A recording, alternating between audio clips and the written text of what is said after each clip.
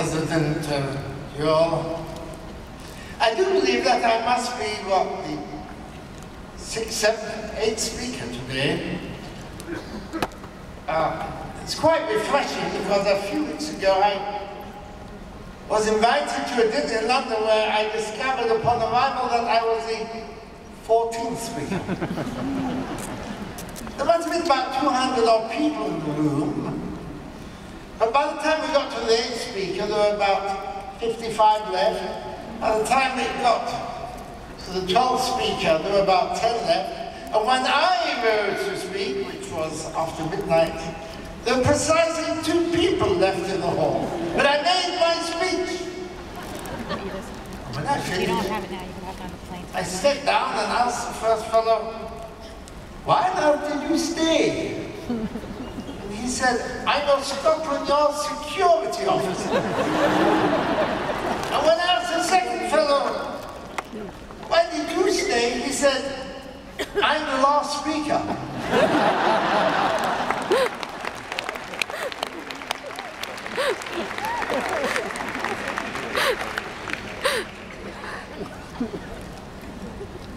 Dr. Joel, dear friends, all distinguished members of the dais, my fellow honorees, I'm humbly grateful for the high honor you do me today, and I pay tribute to you, the graduation class of 2012, to you and to your families, as you enter the next phase of your hard-earned scholastic achievements. Indeed, if there be a religious aristocracy in the Jewish world today, I am looking at it now.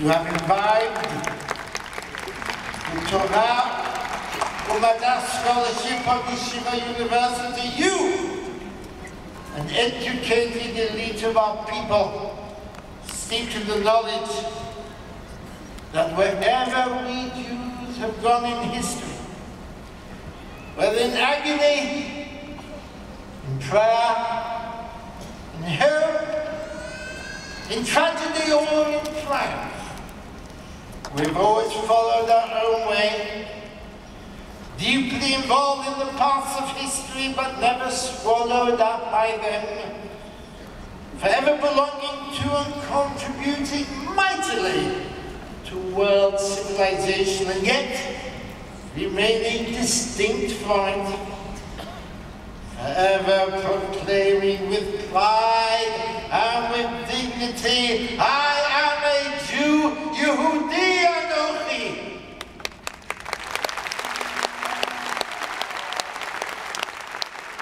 No wonder it is that I meet more graduates of Yeshiva University now in Israel than from any other academic institution in the world. Yes, it was 64 years ago, in this season of the year, that I arrived in Eretz Israel from my native England. I was but a lad of 17, fired by an inextinguishable fervor to fight the British for a Jewish state. And I soon found myself swept up in the situation without knowing what I had let myself in for. I had no idea that the initial skirmishes in which our underground militia, the Haganah, was engaged would be so ferociously escalated into an all-out struggle for survival. It might sound heroic today, but it was not then. On that Friday night of May the 14th, 1948, Hey Iyar Tavshin, when the British evacuated the country and the War of Independence began. For 3 consecutive days and nights, we, an inglorious bucket brigade of some 20 underfed, thirsty diggers, were desperately fortifying a narrow sector of besieged Jerusalem, hacking out trenches on the mountainside, Many of you will know that mountainside. It is where Yad Vashem now stands, overlooking the village of Ein Kerem. Our only weapons were a dozen World War I rifles. And rumor had it that the Jordanian Brigade was coming up from Jericho to launch an offensive that very night, and we were supposed to stop them. But none of us knew how. With 12 obsolete rifles and a motley untrained crew like ours, what were we supposed to do? One insuperable problem was our lack of communication with the outside world. We hadn't the slightest idea of what was going on. So our commander, a fellow called Elisha, instructed one of our lot, whose name was Leopold Mahler. He instructed him, Mahler, a violinist and grand-nephew of the composer Gustav Mahler, he instructed him to scout out the land to see what he could dig up. By the time he returned, it was close to midnight, and he came crawling into our trench, waving a bottle of wine and shouting, "Yesh li chadashot, yesh li chadashot, I have news." And he told us that David Ben-Gurion had indeed declared independence that afternoon in Tel Aviv, and that the Jewish state would come into being at midnight. There was dead silence. Midnight was minutes away. And then we cheered and we embraced and we pumped hands until Elisha called out, "Hey, Mahler! Amedina Shalanu! Ma Shem Shalanu! Our state, what's his name?"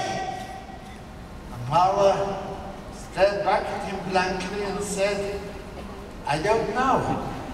I didn't think to ask." "How about Yehuda?" suggested one. "After all, King David's kingdom was called Yehuda." "No," cried another. "Zion, Zion, it's obvious, we'll be called Zion." "And what's wrong with Yisrael?" asked a third. To which Elisha, grabbing hold of a tin mug and filling it with wine, which Mahler fermented that bottle of wine, he said, "Let's bring a l'chaim to our Jewish state, whatever his name. Whoever bought a chassid in our unit."